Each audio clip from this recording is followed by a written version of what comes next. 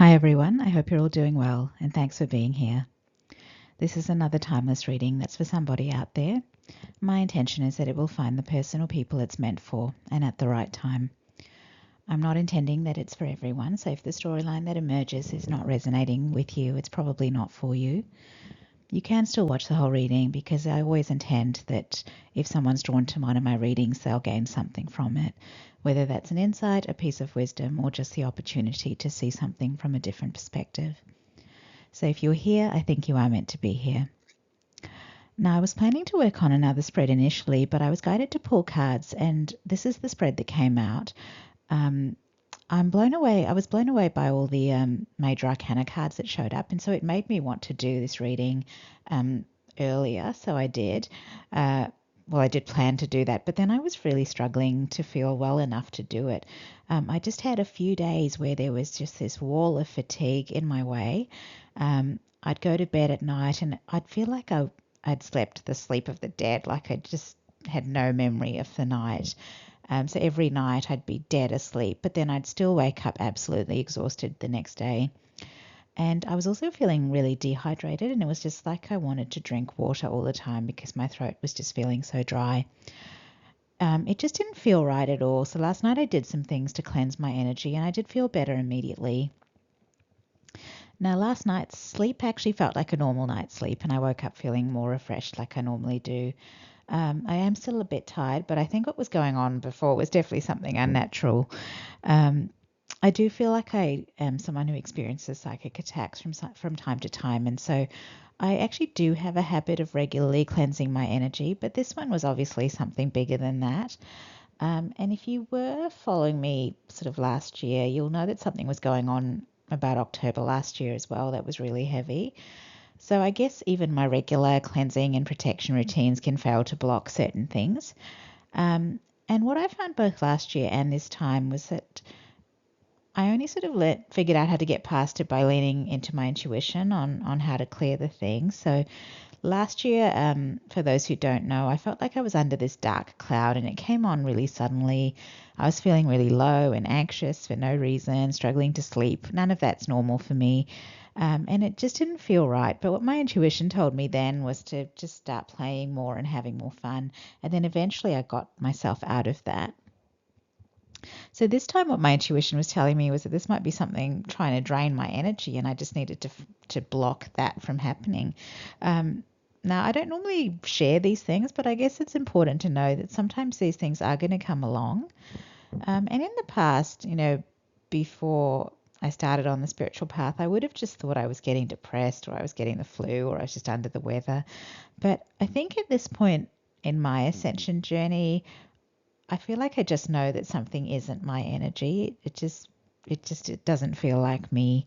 And I guess it's sort of like what your vibration is and when something lower than that is trying to latch on. So it might be like how you might notice the extra weight if someone put some rocks in your backpack without telling you. So the reason I'm sharing this is maybe the same sorts of things are happening to some of you as well.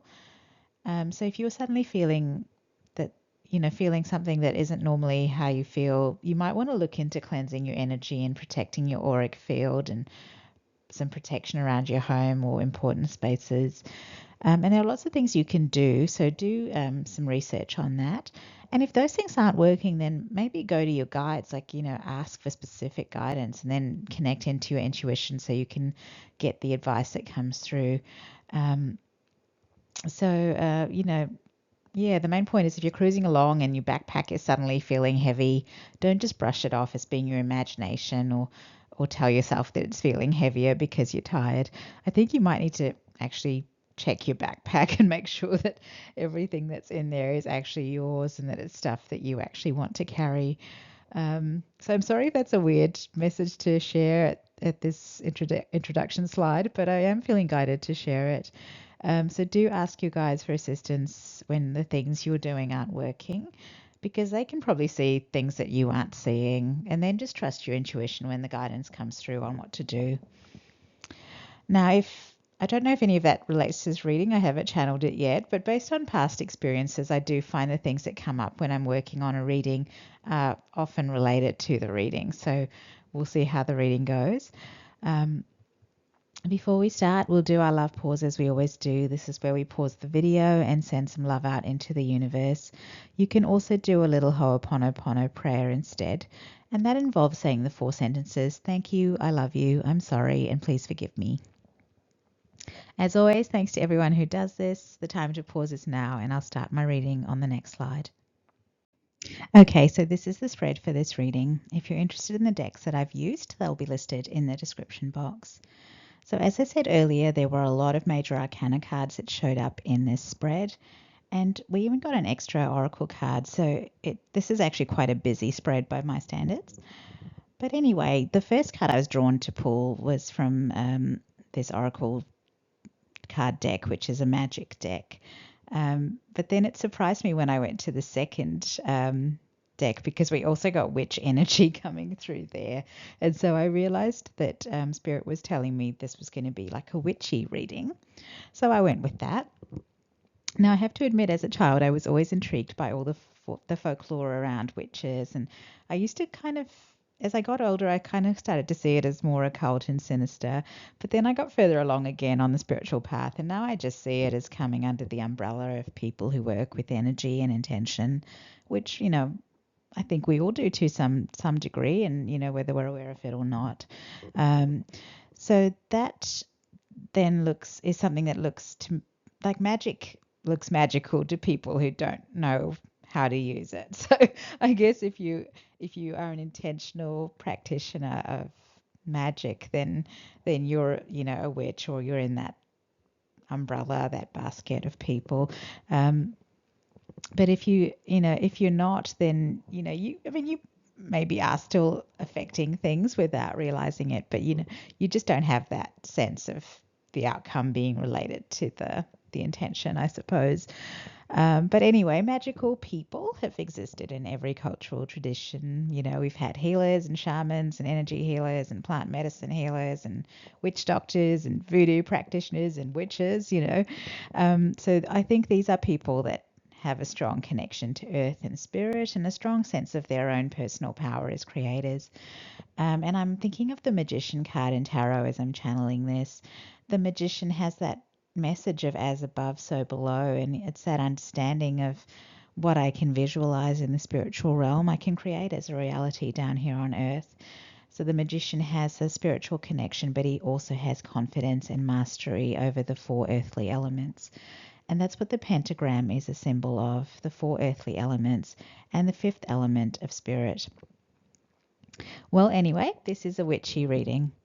If any of you out there do have any insights to share on anything that comes up in this reading, please do comment. It's certainly not a culture that I've been initiated into, so I don't claim to be an expert in it. But I have to say, it doesn't feel entirely unfamiliar. And I remember as a child, I used to have this mental image of like a crone-like person living in a cottage by themselves. So maybe that was a past life memory. I don't know. But I have to admit, I am someone who does some witchy things. Like I do energy cleanse, I do have protection routines, and I am someone who expresses my intentions in words, and I do that intentionally. So I guess that could be considered spell work. So yeah, maybe I am on the witch spectrum. I'm not sure how far in I am though. And it doesn't bother me that much. I'm okay with loving and accepting myself exactly as I am. But anyway, I normally do start with the tarot, but I'm drawn to that first card that I pulled because it is titled Spirit, and it speaks of heavenly assistance from your angels and guides. And that's making me think of how I was talking about that in relation to getting yourself unentangled from lower vibrational attachments. And I'm going to emphasize what I said before. It is important that we ask for assistance, and we probably need to do that much more than we actually do. I guess we forget to do this because we're, here in this 3D matrix, and we think that the only things that exist are the things we perceive with our 5 physical senses. But we do have access to the spiritual realm as well, and we need to get used to interacting with that dimension. So that's something I'm practicing more and more, and it's starting to become something that is more natural to me. So I guess this is something we could all be practicing more as well. So that would be, talking to spirit and talking to your guides and trusting that they are listening and responding to you, even if there's no confirmation of that comes through your 5 physical senses. Now the symbol on this card is 2 triangles. The one pointing downwards is on top of the one pointing upwards. The 2 triangles can represent different things. So it could be spirit and earth, it could be masculine and feminine, it could be water and fire. Today I'm going to go with spirit and earth, and that's because of the fact that the magician already came through in my channeling with that as above, so below message. So I guess there can be a bridge between the spiritual realm and the earthly realm, and we can be that bridge if we open ourselves up in that way. And I just felt the need to go look up a saying because I wasn't sure if I was remembering it right, but here it is. So the saying is, be humble, for you are made of earth, and be noble, for you are made of stars. Apparently that's a Serbian proverb, so maybe there's someone Serbian watching. But anyway, that quote reminds us that we have a body and a spirit. We can access the spiritual realm and bring those energies down to earth and ground them into reality. We can step into that magician energy if we choose to. And we have that ability whether we know it or not. In terms of the rest of the card, I'm seeing the number 19 on the card, which makes me think of the Sun card in tarot. And then we have the Moon on the other side. So, again, we have masculine, feminine energies on this card. The moon that's shown is also shown half illuminated, so that, it's saying there's a light side and a dark side, and that's reminding me of the yin yang symbol. So this card overall is, it's carrying so much balance in terms of everything that I'm seeing on it. So balance is important, I think, to this reading because, this is the first card I pulled, and even when you look at the spread, it really stands out as being the card that's, pulling your attention in, I guess. So balance is important. As a side note, that moon phase, where the moon's half illuminated, would be the 3rd quarter moon if you're in the northern hemisphere, and the 1st quarter moon if you're in the southern hemisphere. So I don't know if there's any timing in this reading, but that might be something to check out. And as I say that, I'm thinking how interesting it is that even our world seems to have 2 halves to it, doesn't it? It's summer here in the southern hemisphere and winter up in the northern hemisphere. When it's daytime here in Australia, it's nighttime on the other side of the world. It's like everything has to be in balance. So that's fascinating. Sorry, my dog's barking. I might just wait and see if he settles. All right, but I keep wanting to go to the tarot cards, but I'm feeling pulled back to the oracle cards constantly. So maybe I'm being guided to talk about the oracle cards first in this reading. I guess that's what Spirit wants me to do. So the next 2 oracle cards came out from the same deck. They came out together. So I was meaning to pull out 1 card and I actually got 2. The first card I saw was the White Witch card, but it wasn't the card at the top of the deck. That was the Summer card. So I had a bit of a debate about which one I would put down first, and I thought, I'll put the Summer card down first because that was the card that I would have picked if I was only picking 1 card. But I think they're both meant to be here. I've just talked about the opposite seasons, and the Summer card makes me think this might be Spirit saying that maybe we are talking about the Southern Hemisphere, or if it's about timing, it's going to be right now in the Southern Hemisphere and in the summertime if you're in the Northern Hemisphere, so, quite a few months away. Now, the message on this card is bask in joy and light. We did have the Sun card show up as the number 19. So that message fits very well with the Sun card in tarot, this basking in joy and light message. And there's a bee on this card. And this card and the first oracle card both have this prominent circle drawn around the central image. So maybe that's important as well. The number 6 also ties these 2 cards together. Because 6 is showing up in the geometry for both of these cards. The cells of the beehive have 6 sides to them, and the 2 triangles on the Spirit card have 6 sides, and I guess together, if you integrated them, you would have a 6-pointed star. The bee is a symbol of community and altruism. It carries the message that the collective matters, not just the individual. And bees matter, don't they? They're crucial to the pollination process of plants, and that means the entire food chain really relies on the work of bees. So that's making me that's giving me sort of 11th house astrology vibes. And that's the Aquarius ruled house. And that is the house that's concerned with the collective, the environment, the world. And we currently have Pluto moving through Aquarius as part of its transit. And it's going to be there for 20 years. So we really are in this phase where the Aquarian energies are being transformed. So this could be related to that as well. The next card, the White Witch card, we see a witch here, lots of nature connections. There's an owl in this image with antenna, actually. So I guess the owl is saying our intuitive psychic abilities are prominent based on this image. I'm seeing a pentagram there as well. So again, we talked about that earlier as a symbol of balance. And this is the White Witch card, and it reads, "Be the light."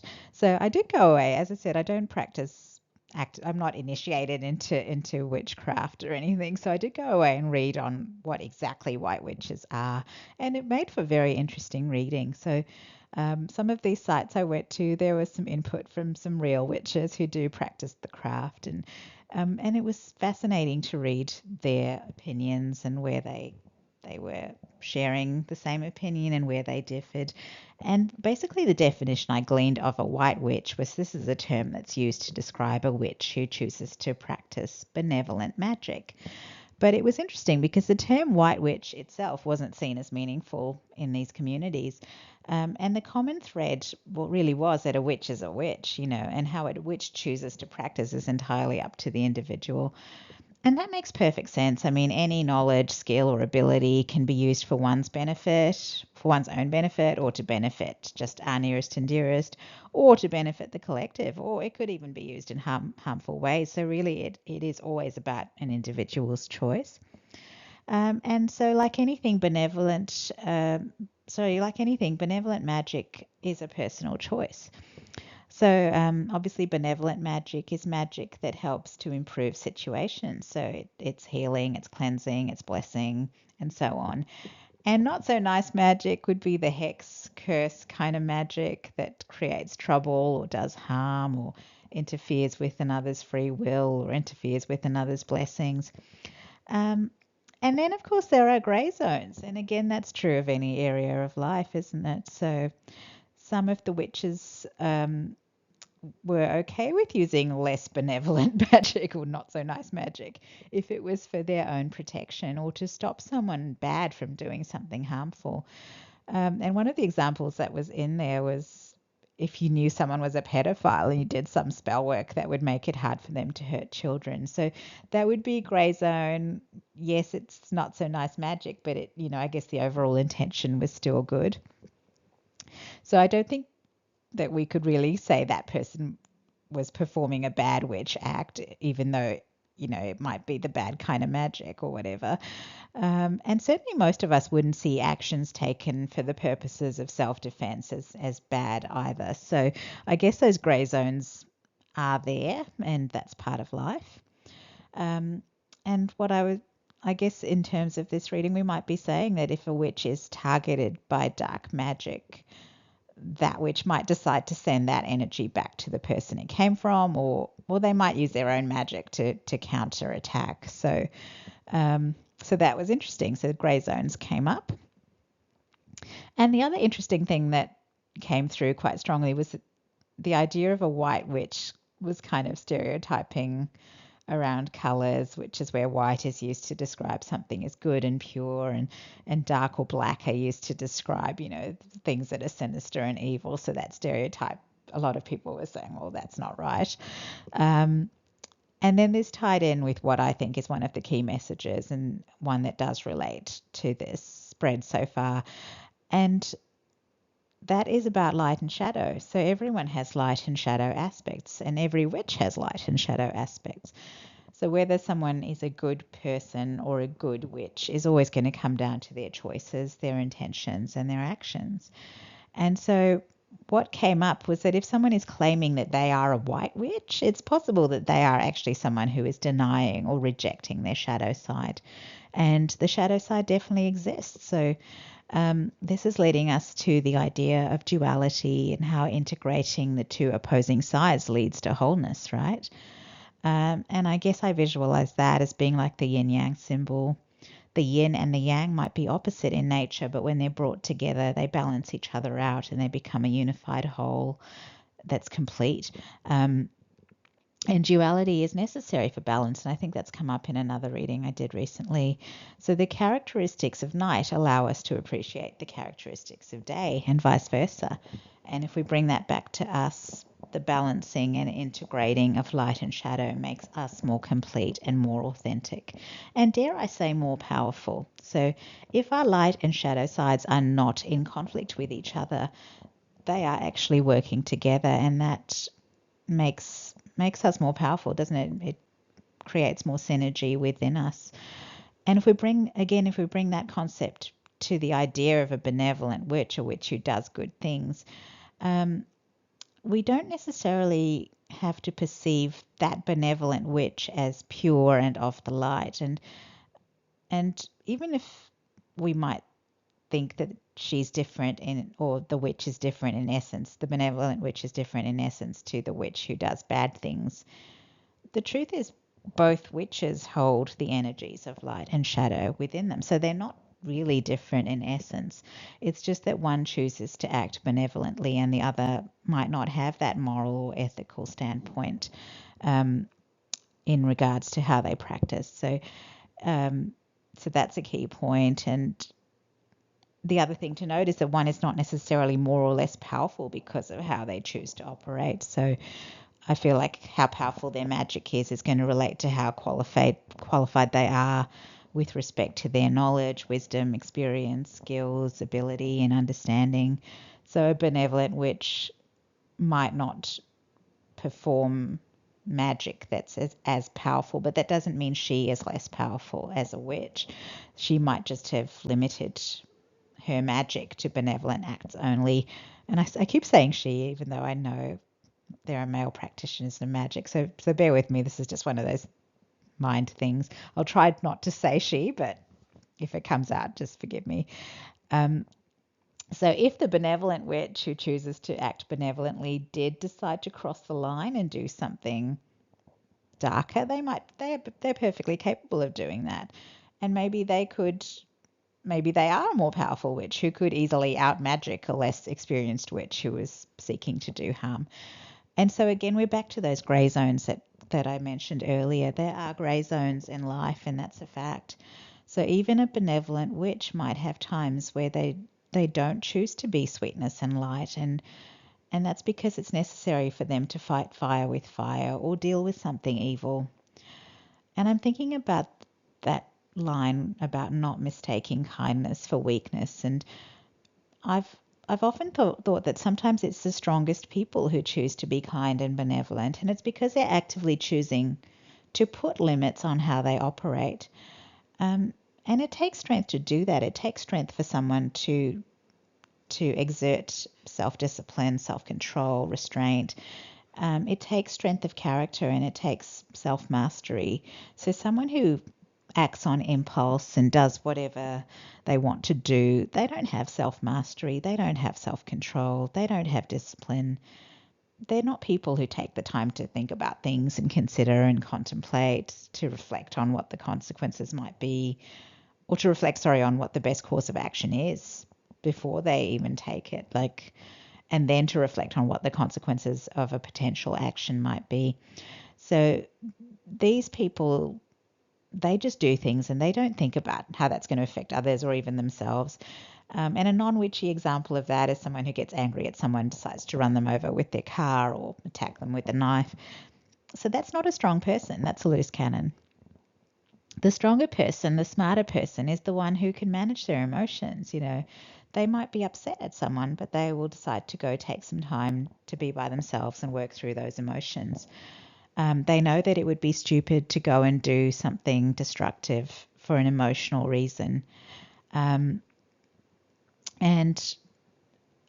they also know that anything destructive that they do is going to bring consequences to them as well. So as an example, it might suck that their partner cheated on them, but they also know it's not worth going to jail over. It's better for them to just dump that person, walk away, and process their feelings so they can put them in the past and move on.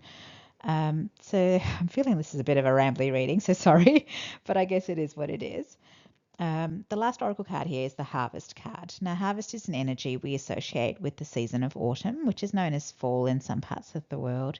So this is where the crops that have been planted and tended to finally bear fruit or, give you the yield that you've been looking for. And that's a lovely message to get. The keywords on this card are determination and hard work. So this is talking about good things coming as a result of hard work and dedication. And I'm thinking of the Seven of Pentacles card because that is that energy as well. Someone who's working hard for something that will come when it's time for it to come into fruition. And the harvest moon also popped into my head, and that's the one that's closest to the autumnal equinox. And again, the term harvest moon is northern hemisphere specific because that's when their autumn is in September. Sorry, their autumnal equinox is in September in their autumn. And so I guess if harvest moon is relating to timing, we'd be talking about the start of Libra season. But here in the southern hemisphere, the autumnal equinox is actually in March. It's actually not far away for us. And it's the start of the Aries season here. Now, I plan these to be timeless readings, so I don't know if there's a timing to this harvest card. It could be whenever the next autumn equinox is, wherever you happen to live. And actually, it just tweaked that the equinoxes are when the length of night and day are equal. So again, that message of duality and balance comes in again. So I feel like this reading is definitely emphasizing the need to accept and integrate the shadow. It's not something to be feared, shamed, denied, or rejected. It's a part of who we are, and we need to accept and be at peace with it. And looking at the spread, I'm also seeing summer and autumn in what could be seen as past and future positions. So I feel like that's saying that the harvest is very soon because summer has been put into that past position. And remember, I had that debate about which of these cards would go first, and I did put summer down as the first card. So if summer is in the past position, that means that season of harvest is imminent. And here in the southern hemisphere, I mean, it's February now, and February is still summer, but I guess this reading is saying summer is in the past, that phase of your life where you are still tending to your plants and waiting for results. Well, that phase is in the past, so the time of fruition is imminent. And in terms of the March equinox, I just went to look up the date. Here in the southern hemisphere, it's on the 20th of March is our autumnal equinox. So I guess we can call it the March equinox generally. So that's a month away by dates because it's the 19th of February that I'm recording this. But February is a short month. So I feel like there's almost a message in that it's fast progress from here on, really. Now, I'm not sure why I had to start with the oracle cards, but that certainly was an interesting trek through them.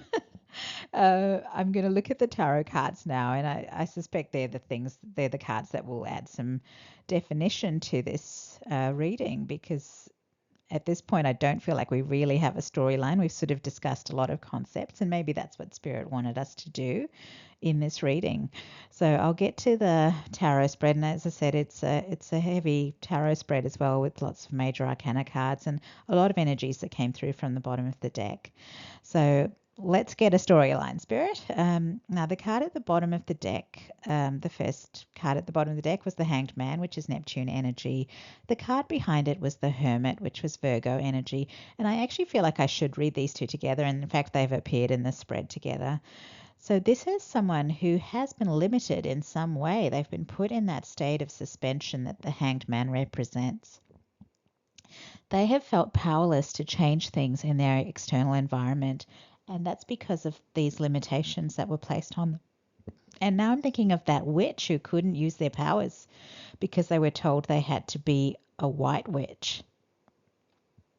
And I'm also thinking of the bee and that message of altruism in relation to this. So I feel like we're talking about a witch who's been indoctrinated into thinking they had to serve others. They were led to believe that their shadow side was bad and that to act from the shadow self would make them evil. And thinking about where those oracle cards went, I guess this meant they couldn't fight back when they were being attacked. So people could do terrible things to them and they wouldn't do anything back because they were told that doing bad things would make them a bad person.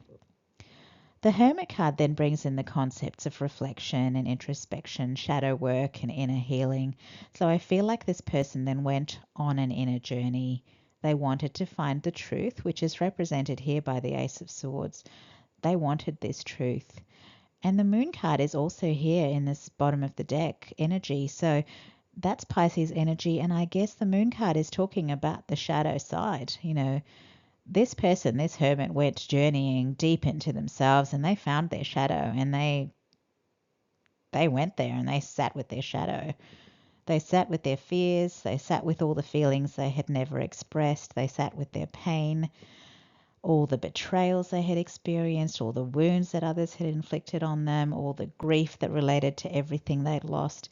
They just sat there with their shadow and they did this for a long time and they learned the truth that lay behind it all. They went looking for that Ace of Swords and they found it. So they learned that they had actually been the victim of their indoctrination. They'd been told not to fight back, not to stand up for themselves, to accept whatever was thrown at them and to not do anything about it. Now, I tend to see the aces as cardinal energies in their elements. So the Ace of Swords really, to me, represents Libra energy. So I'm getting this message here that what they got from their shadow self was a message that this is not fair. It's not a fair fight if your arms are tied behind your back. You can only lose if your hands are tied. That's not fair. The Moon card, the shadow, made them see the grey zone and asked them if they wanted to be the hanged man for the rest of their life or if they wanted to be free.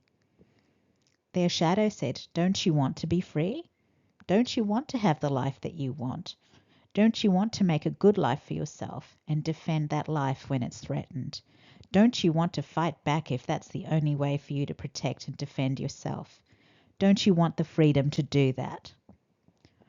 And well, the outcome of this shadow exploration was that this person accepted that their shadow had a very valid point. They accepted their shadow essentially, and they integrated their shadow into their identity. So they realized at this point that their indoctrination had made them a punching bag for anyone who wanted to hurt them. And they realized that it was time for them to break free of these shackles that had been placed on them. Wow. Now, the card in the past position is the Strength card, Leo energy. And this is what came up in the Oracle cards as well. This person's restraint was never about weakness. This person was always strong.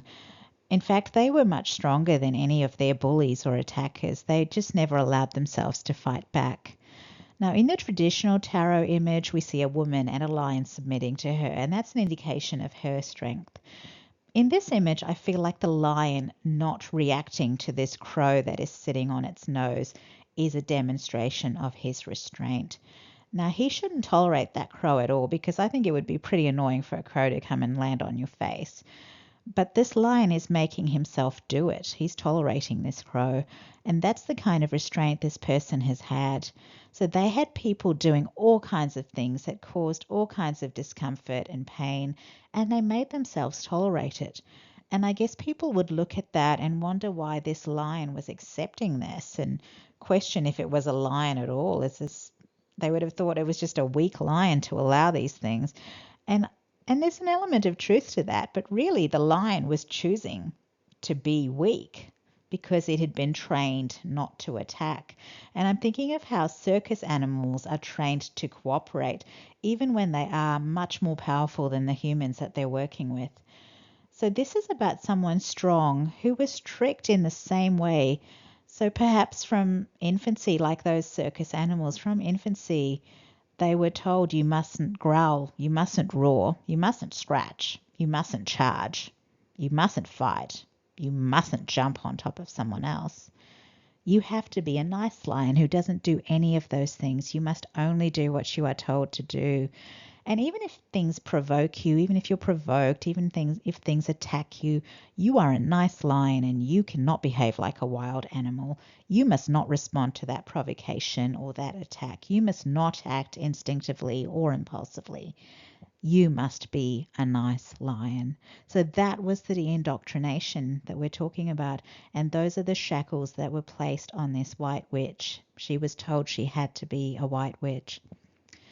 But as I said earlier, that restraint did have a good, it did have a benefit ultimately, because it taught this witch self-mastery. They might have become more empowered by integrating their shadow self, but it really doesn't take away from their self-mastery. They still have the ability to have restraint and discipline and focus. And so that's, I guess we might say the shadow self is going to make them more impulsive and instinctive. But I don't think that's true, because they've been trained to have this self-mastery. They've developed it. And now we get to the card in the present position, which is death. And that is Scorpio energy. Death is transformation. So this person is different now. They are changed as a result of integrating their shadow. They have freed themselves from those shackles, and now they're prepared to fight back if they're provoked or attacked. But as I said earlier, they've got their self-mastery, so they aren't going to fight back in some impulsive, chaotic, unprepared way. They're someone who's going to come up with a well-considered, well-planned strategy for their fight back. And they're going to execute it in a cool, calm, and collected way. And I'm getting that phrase, revenge is a dish best served cold. If they have to fight back, they will fight back in a strategic way. And really, that's actually very Scorpionic when you think about it. So to calmly plot someone's demise without even letting on that you're thinking about it, yikes, that's chilling. And looking at the image on this death card, this crow is victorious and triumphant. It has slain its enemy and it is celebrating. And so that is actually quite dark, but I guess this reading is about integrating the shadow, the darkness. So this person's shadow side is the part of them that decided to stand up to the bullies and give them the treatment they deserved. And looking at this image, I'm now thinking of those images of Kali Ma, where she has been on a killing spree and she has that triumphant posture and she's holding weapons in one hand, bloody weapons in one hand, and the head of one of her victims in another hand. And I guess that head is going to end up on that garland of skulls that she wears. It's pretty gruesome imagery, but the thing is, the people or the creatures she has slain are actually demons. It's demons that have been slain. So I guess when you think about it, Kali Ma is an expression of the dark feminine. She is the shadow aspect of the goddess Parvati. So when Parvati becomes Kali, it's because there is a grey zone where benevolence is not going to solve a problem. Benevolence towards demons is only going to allow those demons to win. And the shadow aspect knows this, and the shadow aspect steps forward to deal with these demons. That is Kali Ma. And the light aspect, the goddess Parvati, steps back to allow this shadow aspect to emerge. The light aspect accepts that the shadow aspect is in the right on this occasion. The shadow aspect is doing what it has to do to achieve justice and to set things right. And it's okay with the fact that it isn't going to be pretty. Kali Ma doesn't care about being pretty. She is fierce. She is ferocious. She is a killer. So the shadow aspect, it doesn't care that it's not going to be perceived as sweetness and light. It doesn't do sweetness and light. That's the other side's modus operandus. We'll leave the sweetness and light to goddess Parvati. And I'm actually now remembering a cartoon from when I was young. I guess it was a pre-internet meme. It had the caption, "I'm 51% sweetheart and 49% bitch, so don't push it." And I guess the modern day equivalent of that is FAFO, which stands for F around and find out. Now, 51-49 is not quite the same as 50-50, but it's probably close enough to pass as balanced light and shadow. So I guess that message needs to come through as well. You don't have to be all sweetness and light. You are allowed to have a shadow side. And sometimes it's appropriate that the shadow side comes forward to deal with something. Now, the card in the future position is the King of Pentacles. Wow. And I'm drawn to how this pentacle looks like the pentagram on that White Witch card. Exactly the same symbol, really. Now, the King of Pentacles is someone who is very materially stable, very comfortable, very solid, very strong, calm, and confident. This is Earth sign energy, and I tend to read it as fixed Earth Taurus energy. So this king is powerfully stable. And because it's a crow in this image, I'm going to say that he's not someone that can be knocked off his perch, or a throne in this case. You know, he's going to stay there because that's his position. He's not someone who can be taken down easily. And I guess that kind of stability comes from the balance of light and shadow. If you can fight for and protect and defend the life that you've created for yourself, you're going to be able to keep what's yours. If you're someone with a zero tolerance policy when it comes to bullies or demons, they will get that you are not someone to mess with, and they will go look for someone else weaker that they can pick on. Or they're going to F around with you and find out that it was a really bad idea. Yeah, so your shadow side is definitely now in a position where it's going to emerge when it needs to sort out whatever the situation is. Wow, that's all I've got from this spread, I think. But wow, that was an intense reading. I really wasn't sure where it was going when I was working through the oracle cards, but the tarot cards really nailed down the storyline. And I think it's as I said earlier, I think the oracle cards were just to get us discussing those concepts before we went into the storyline. If you did stick around for that whole thing, I know it was long, but I hope that you found that the juice was worth the squeeze. Oh, wow, I can see we've gone past 40 minutes, so this was a really long reading, but this is our last slide. I will just say the decks I've used are in the description box as always, and that's true for even my older readings if you happen to be watching those. Next to the decks, I've got some Amazon affiliate links, which you can use to just check out the deck. But if you do purchase a deck using that link, I might qualify for a small commission from Amazon. And that comes at no extra cost to you. But if you do want to use my links to buy decks, there is some extra information in the description box, so just have a read of that as well. Thanks for being here. Thanks for watching. If you like my videos, please consider subscribing to the channel. Please give this video a like if you enjoyed it, and leave a comment if you feel guided to, especially in relation to witchcraft, because I know some of you out there would have a lot more knowledge on that topic. Thanks to everyone here who is already subscribed. I'm so grateful for your support. And that's it, everyone. Take care. I hope to see you all in a future video. Trust me, they're not all this long. All right. Until next time. Bye.